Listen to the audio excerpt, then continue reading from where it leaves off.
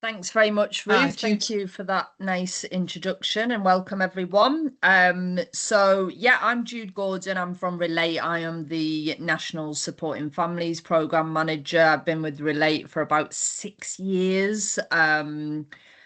Only delivering support around strengthening parental relationships, or as the government refer to it, reducing parental conflict. So a lot of you will already have vast experience of supporting families where there's conflict in relationships. So I'm not here to kind of go back to basics around that.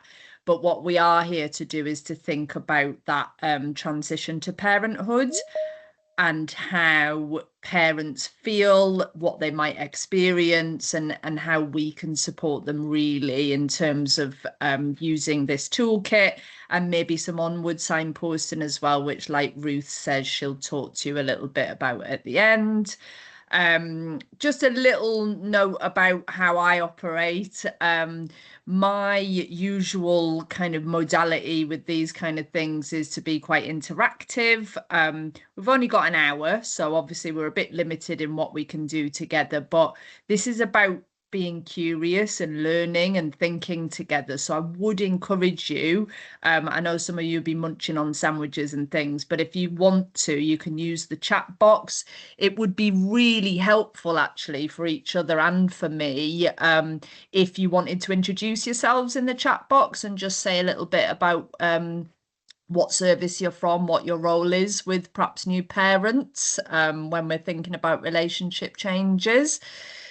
My background's very much family support and working with parents. I'm from a social work background. I'm a trained probation officer, and my role before Relate, I worked for the Children's Society for nearly 10 years, and that work was around kind of parenting and young people going missing and sexual exploitation. And then after that, I did a lot of work in Gateshead around young parents.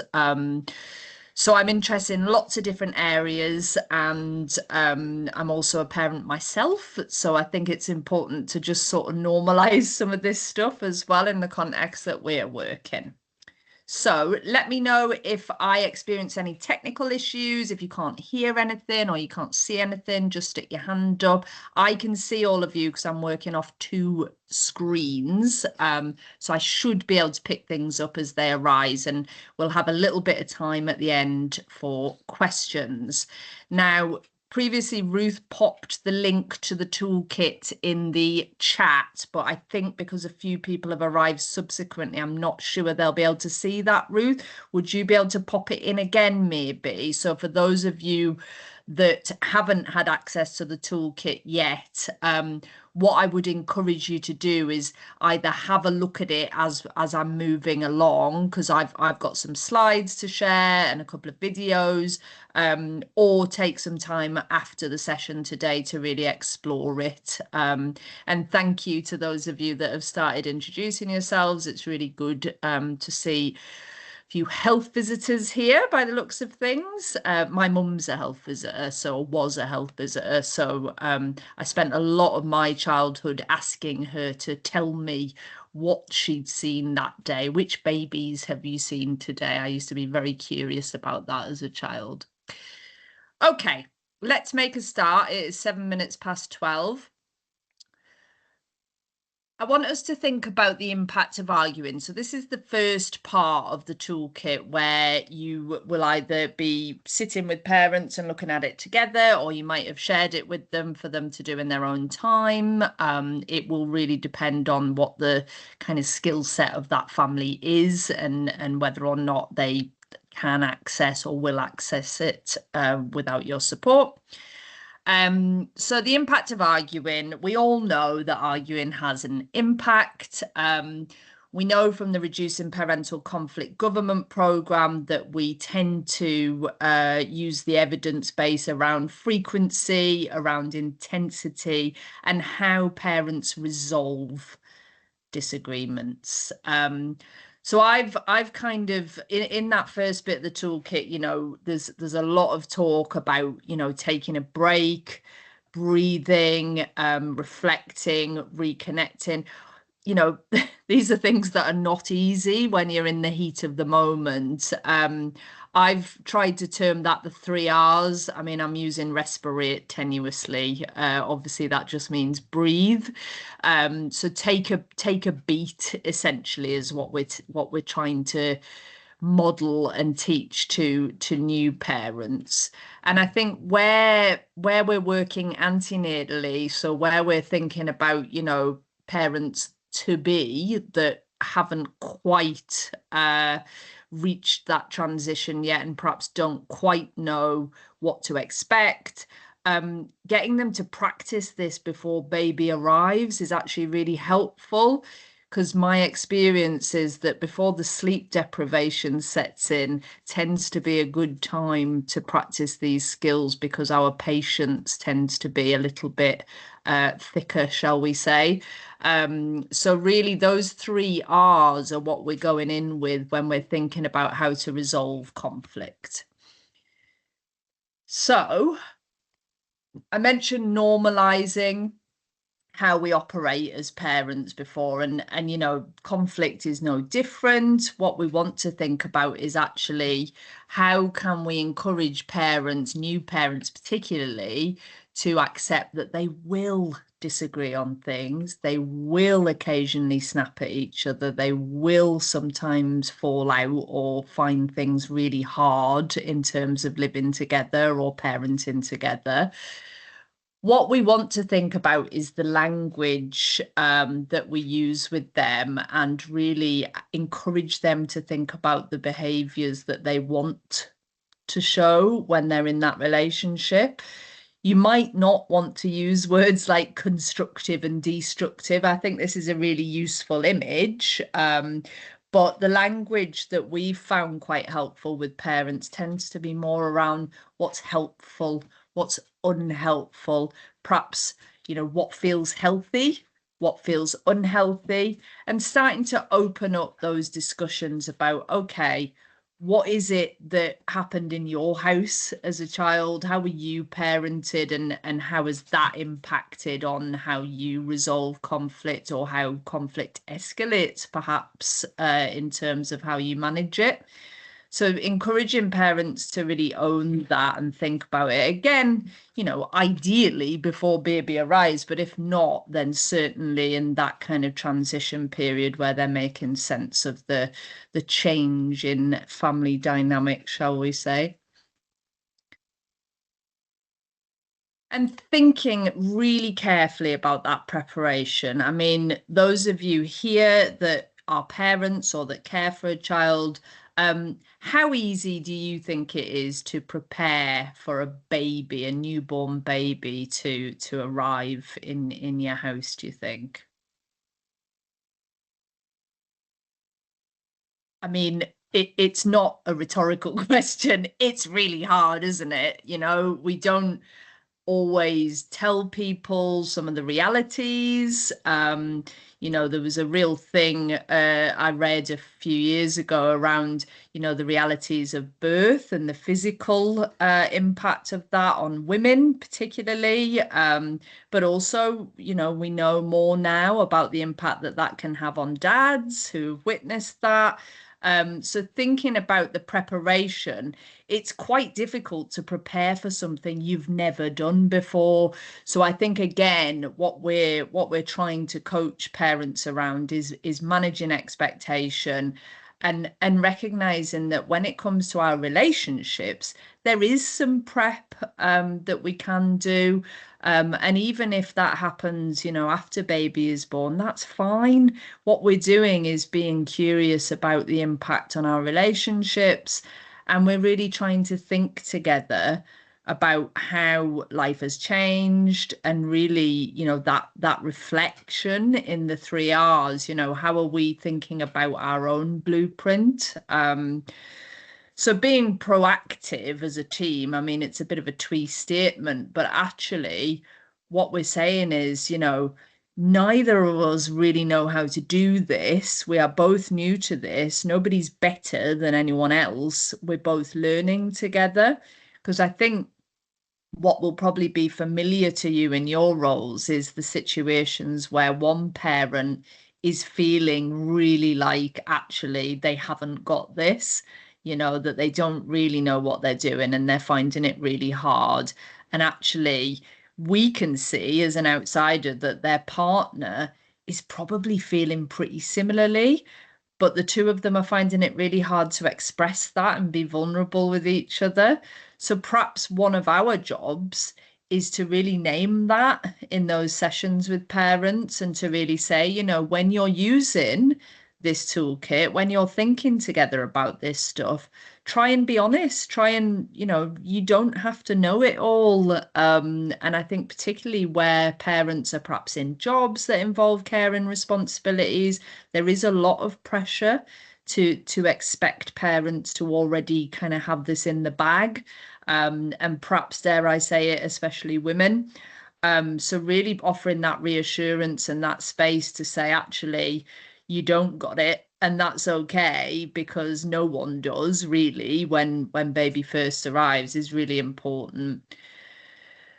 So being curious, thinking about that bomb drop moment. Okay, this little person is now in our house, living with us, probably kind of on a very different schedule to what we're used to. How can we build that blueprint? So how can we talk about money? How can we talk about those decisions? One of my experiences as a parent was very much that, me and my husband hadn't really talked about things like sort of what kind of food and how to wean and all of that kind of stuff.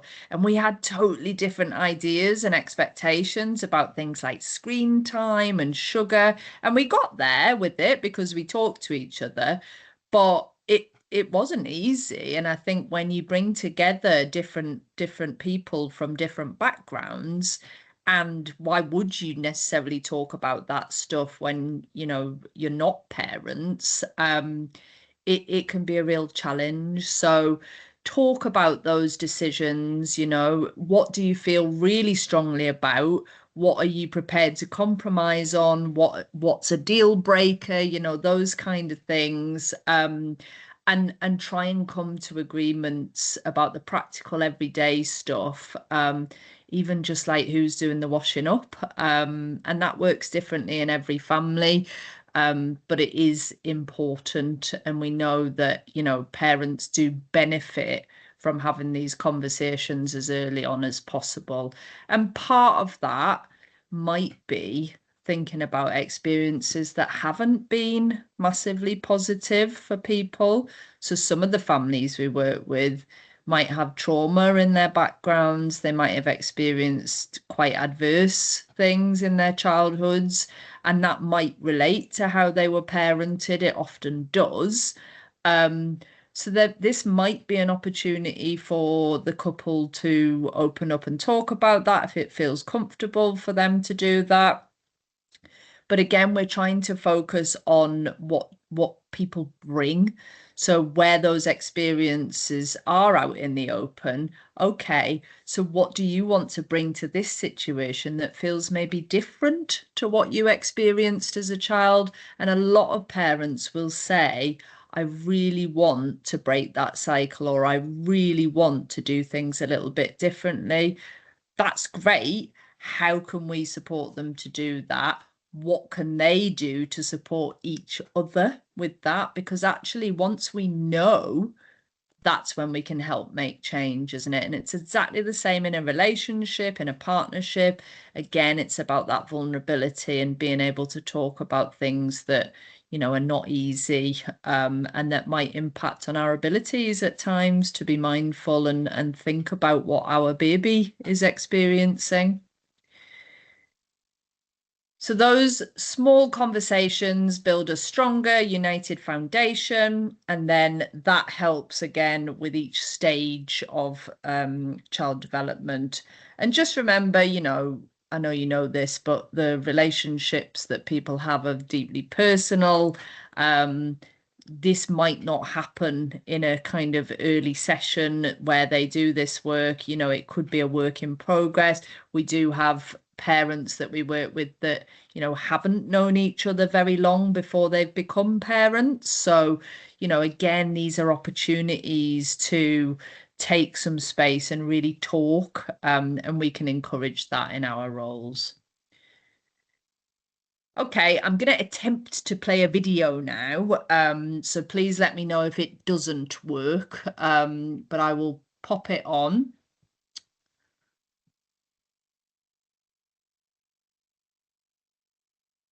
Can everyone still see my screen? I'm just going to check I'm sharing the sound. I think I am. Can see it and hear it. Brilliant. Thank you. Oh, can you just watch him a second and I can hang this lot? Yeah, of course. Don't pick him up. I've only just got him settled in the chair. I've got a call at 5, by the way. What's the time now? 10 to... 10 to 5. Oh, we've missed the shops then. Well, I thought you were going after lunch. Well, I ran out of time. I'll sort something, okay? I just haven't always got time to do everything. It's fine, Paige. It's just one thing, okay? What? You made a face. What's wrong? It's nothing. Just tripped over a toy and nearly hurt myself, that's all. I can tell when you're getting upset. It's fine, Paige. I just need to get back to work. Why do you always do that? Do what? Shut the conversation down. I'm not shutting the conversation down. We've both got things to do. I'll be down at 6. Okay, fine. And I'll do the washing and feed Luca and figure out what we're having for tea, and I'll wash your mug. Paige, I'm working. Well, you weren't working last night, and I still did it then. I thought we talked about this. I was out for an hour. I would love to spend an hour out with my friends. They're not my friends. They're my colleagues. Yeah, okay, I can see you looking at the clock. If you need to go, just go.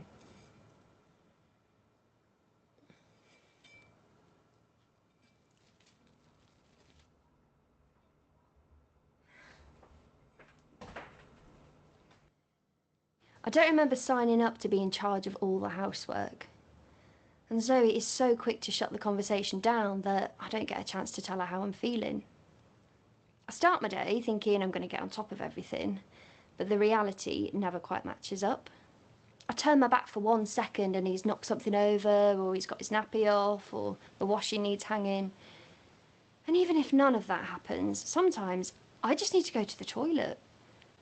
It's much easier for Zoe. She has other adults to spend her time with. If I want to do anything, it has to be planned. So it just doesn't happen. And it's like everyone's watching me, waiting for me to mess up. No wonder I'm so tired. I like to think of myself as quite a patient person. So when I feel myself getting wound up, I find it's just better to say nothing. If I try and make sure dinner gets sorted, I'm being critical.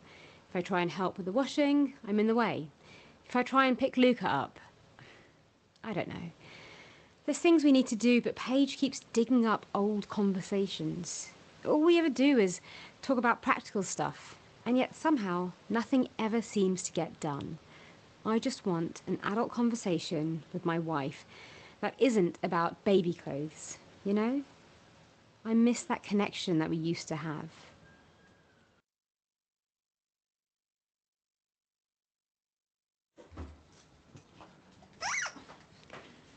What? You made a face. What's wrong? It's nothing. Just tripped over a toy and nearly hurt myself, that's all. I can tell when you're getting upset. It's fine, Paige. I just need to get back to work.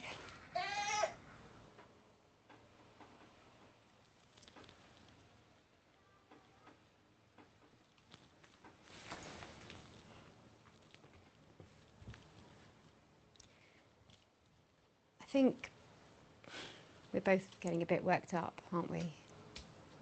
Yeah? Is everything okay, Paige? I just feel like there's just so much to do. It's not easy juggling all this, is it? How long have you been feeling like this? I don't know. I'm happy to do it, but I just feel like I've drifted into this role.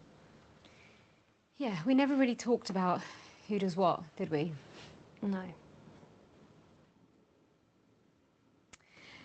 How about we take a moment to check in? Maybe in the evenings. I'd like to do more to help.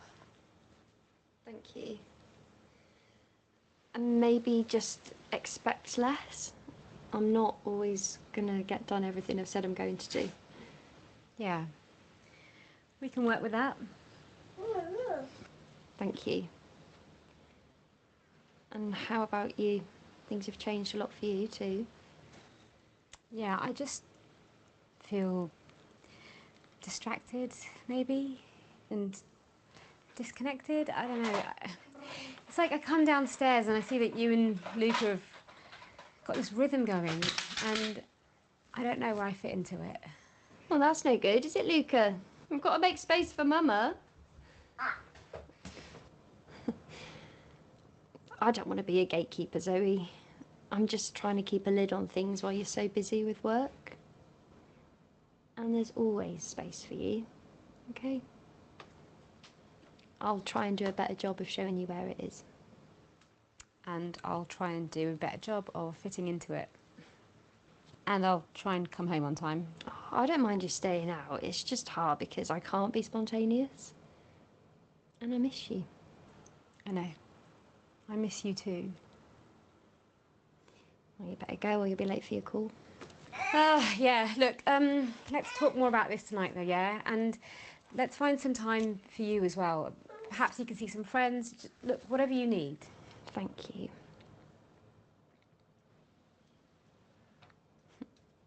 And don't worry about dinner. I'm sure there's something exciting in the back of the freezer. Most likely. Look, we'll see you soon.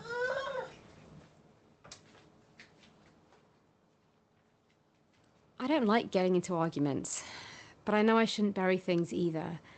When I opened a space for Paige to talk, things did actually get easier, and it made me think. I'm bringing a lot of my work stress home. I need to get better at talking about that so it doesn't bubble over. We were a good team. We had a good idea of who was doing what, but with Luca it's like there's a million more things to do, and there's less time and less energy to do it. Paige probably has taken on more of it than me, so it would be a good idea to work that out together. I have been feeling frustrated, but it's only because we never talked about who's doing what. Now that that's been acknowledged, I'm hoping it'll get easier to plan things in and maybe just be a bit more realistic. It's funny because I don't think either of us wants to argue. We're just trying to find a way through. And we have different ways of going about it. I do sometimes feel like Zoe doesn't want to have those difficult conversations, like she'd rather close it down. But when I stopped talking about that and just said how I was feeling, she did listen. And she opened up too. There's still a lot to talk about, but I am starting to feel like we'll get there, that we will talk about it. And that makes such a difference.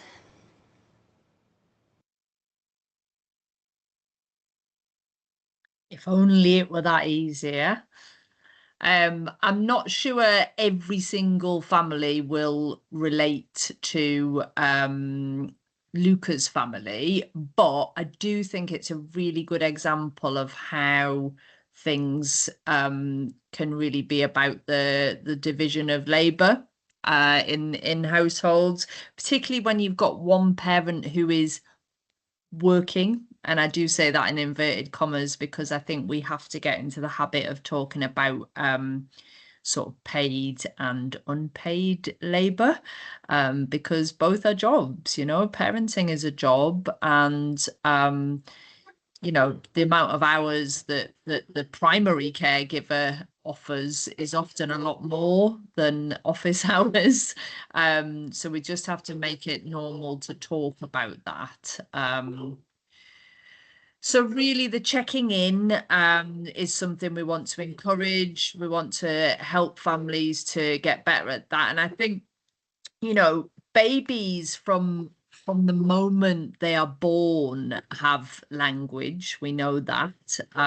They don't have speech, of course, but they do have language and they do communicate, and they are watching and they are picking up on how we communicate. So another side to this is that actually when we're checking in with each other, what we're showing our children is that that is important when we're developing relationships. And you will notice that both women in that relationship, once they started talking positively, they were using I statements. And again, that's about that kind of healthy attitude to conflict and trying to approach it as a team, basically.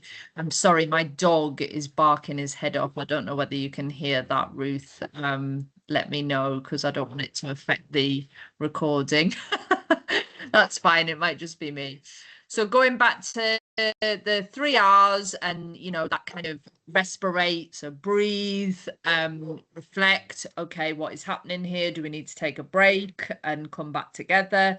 And then reconnection. And I think, in the toolkit, we talk about reconnection as just a smile, potentially. It doesn't have to be a hug, it doesn't have to be makeup sex, it doesn't have to be any of those really full-on things that you might expect to see on things like Instagram. It can be as simple as just a touch of the hand, or something that shows we've moved on now, that is resolved in a healthy way.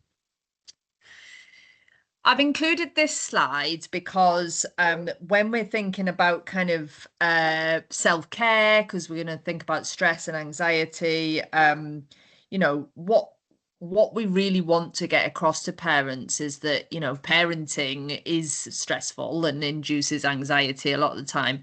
And then your relationship tends to be, full victim to that. So really, when we're looking after ourselves, we're more likely to behave in our relationships in a way that does feel constructive, or that does feel kind of healthy and helpful.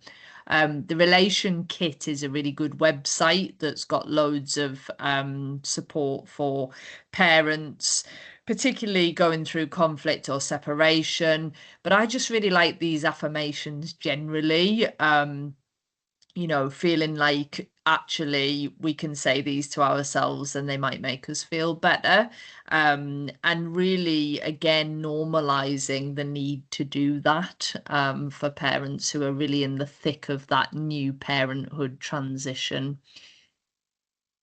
The toolkit really makes the point about, being able to spend time away from the baby. I'm obviously of two minds about this. I think, this has to be right for each family. I know people that kind of prefer to do everything together as a family and include their children in pretty much everything, and that works for them. I'm not going to judge that. For me, I like to have a little bit of time with my husband where our daughter is not present, to do some reconnecting, and really as well that kind of communication when lives are busy, which we saw in the video there. So going back to the check-ins. And I think the other thing that, a lot of new parents tell us is they haven't realized how much they will miss just being alone. So we know that a lot of new parents can feel quite touched out, quite overstimulated. Babies are often surrounded by toys and instruments that just make a lot of noise as well. And I'm always mindful of that, we expect primary caregivers, often women, to go to baby groups, to be sociable, to get out there with baby. And actually, if you're an introvert as a mum, that's really hard, because actually you can't just come home and curl up and put something on the telly and ignore everyone. You have to meet your baby's needs. So it's thinking about how we're going to counteract that with a little bit of time, either as a couple and or time alone, and that is going to look absolutely different for each family. And I think it's, you know, it's not a new concept, and you will all know that these are really important things, but some of this is about giving permission. A lot of parents are very aware intellectually that this is a need. How many of them actually take it, and how many of them prioritize it is a very different matter. And there is a section of the toolkit towards the end that really refers, in the quiz at the end, to how easy it can be to compare yourself, particularly on social media. And I mentioned Instagram before. I think, again, you know, we have a real problem as a society with allowing parents to take time for self-care minus their children. We can be quite judgmental about that. People talk about it, you know, oh, I'm going to be selfish today. I'm going to do it's not selfish. It's not selfish to take time for yourself. Now we know this as professionals often, and we're advocating for that, but please don't underestimate how hard that can be for some parents, where perhaps they've been brought up to believe that, you know, they need to provide emotional stability for everyone in that household, and that means being present and giving care 24 hours a day. So they sometimes need us to spell it out that they have absolute 100% permission to take time for themselves, whether that's as a couple or individually. This is important, isn't it?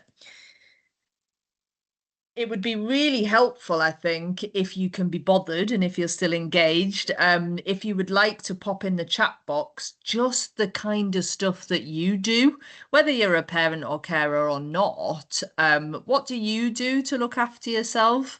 And I think, you know, that could range from going for a walk. It could be a knitting club. I can see on my slides that there's some crochet going on. There might be other things. I think we tend to get fixated, particularly with women, that, you know, ooh, light a candle and have a bath and that'll really help. And not everyone wants to do that. Sometimes self-care can be about, you know, going out and having a good dance somewhere or a glass of wine, you know, and who are we to judge that? It's absolutely okay as long as you've got childcare. And, you know, being active, spending time with family and friends, absolutely, Amber. I think, you know, those are the kind of things that really fill your cup, aren't they?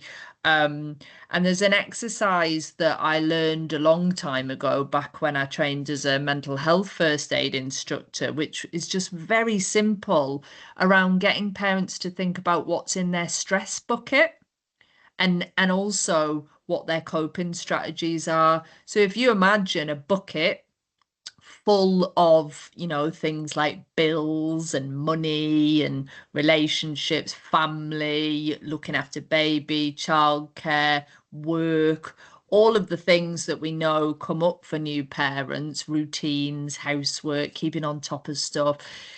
What are parents doing to cope? And you've got your kind of stuff that corks that bucket up.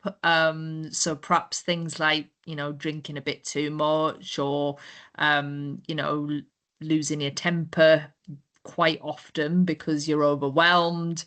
And then there might be things like this level of self-care, going out, seeing family, spending time with people that make you feel good. Alison's mentioned time to herself for gardening and crafts. Those are absolutely soulful activities, Alison. So those are the kind of coping strategies that operate as a tap on that stress bucket. So they release the stuff that's in your stress bucket. And Ruth's mentioned walking and cups of tea with family and friends. Oh yes, you can't beat a good cup of tea. Got to be Yorkshire tea in my house. So being kind, thinking about how you talk to each other. So there's a lot in the toolkit about, you know, offering praise and offering kindness and validation. Really difficult to do when you're tired and feeling overwhelmed or anxious. when we were delivering work in the Northeast with parents around conflict, we used a program called Family Checkup every so often. And one of the foundations of that course, and obviously there's lots of programs out there, was around rewarding the behavior that you want to see. So, you know, that approach that we often take with young children around, okay, let's positively reinforce that and perhaps ignore that other thing that we don't want them to do, because they're not old enough to recognize or be, you know, for them to be punished or have a consequence. But let's really reward the behavior we want to see. It's not that different in relationships between adults. So, you know, where things are working, talk about it.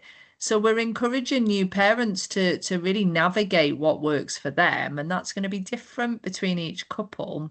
But if we can get them to really think about, okay, when I said that and my partner responded with that, I felt better. That's so simple, isn't it? But if we don't say that stuff out loud, then our partners are not going to really know that that was the right thing and that actually that made a huge difference. So encouraging them to positively reinforce each other as well. Sounds a little bit like Pavlov's dogs, doesn't it? But us humans, we're fairly simple creatures when it comes down to it. So it does help. The other thing I think it's important to talk about, and you know, that the toolkit touches upon, is recognizing your love language. So what is it that makes you feel good in a relationship? Do you like to be given praise? Do you like to be told often that you are loved and appreciated, or perhaps you like to be shown? Cooking is often a way that people in relationships and caring, you know, looking after people, making sure their hot water bottles in their beds or things like that, little acts of kindness and love. But also, what is your conflict style? So actually thinking about, okay, when we argue, because most couples will tell you that it will follow often the same pattern. What is it that you bring to that?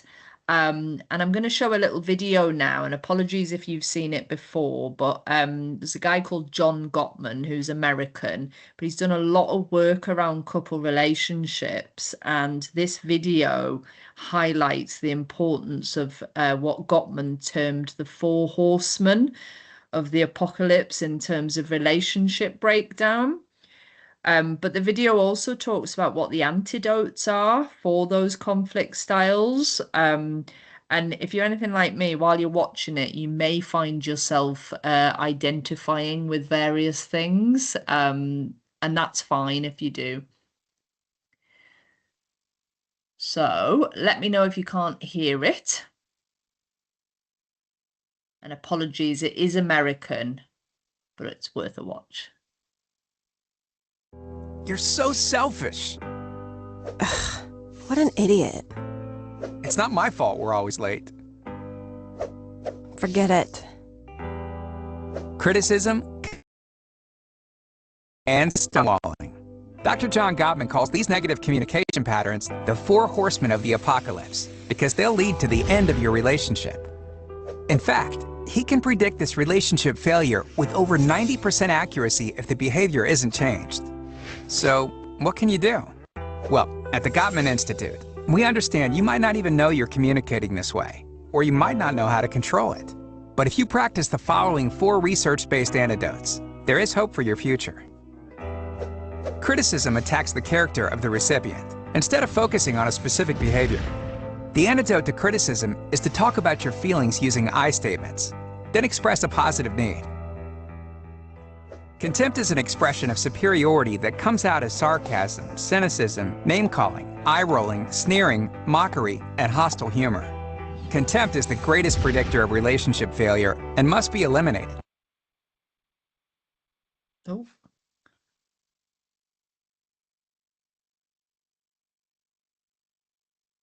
The antidote to contempt is to treat one another with respect and build a culture of appreciation within the relationship. Defensiveness is self-protection through righteous indignation or playing the victim. Defensiveness never solves the problem, and The antidote to defensiveness is to accept responsibility, even if only for part of the conflict.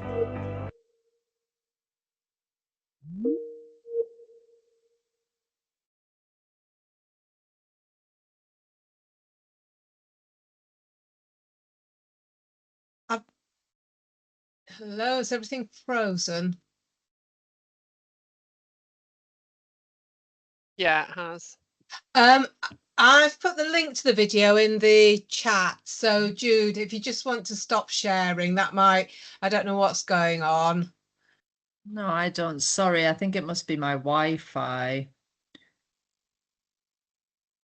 Do you want me to, I've switched to a different network now to see if that'll help. Do you want me to try and continue just for a minute? Yeah, Sorry let's about try. that, That's all everyone. right.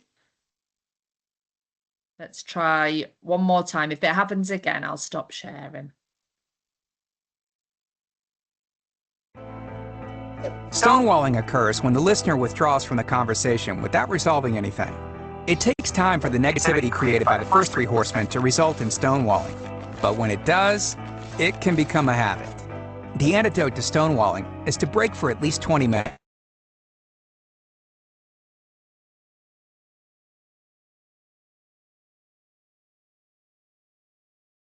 I think just leave it, Jude. Actually, it's not. No, it's not. Yes. Sorry, there we go. Am I back? Yeah, that's it. That's better. That's better.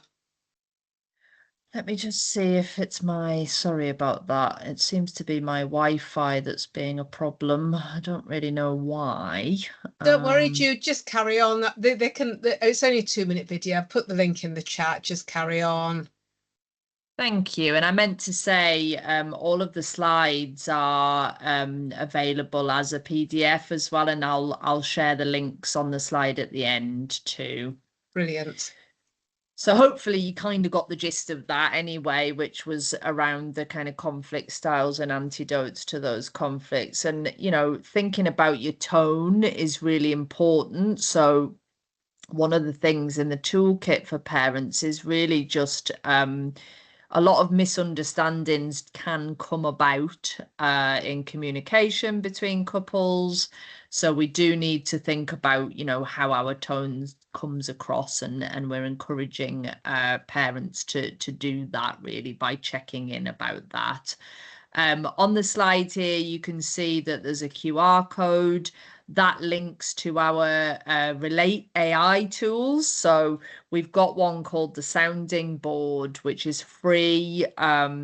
And I often recommend this, particularly to parents that perhaps might have separated or are thinking about separating, or want to have a conversation that they know might be difficult around, perhaps the division of labor or things that they're feeling unhappy about. And if you are in a relationship with somebody who perhaps struggles to process and communicate that stuff, and it does end up in stonewalling, then using the sounding board can be quite a helpful way of getting some advice and support about how to broach it and perhaps what language to use. So you simply type into the bot what you want to say, and it'll come back to you about how you could be framing that.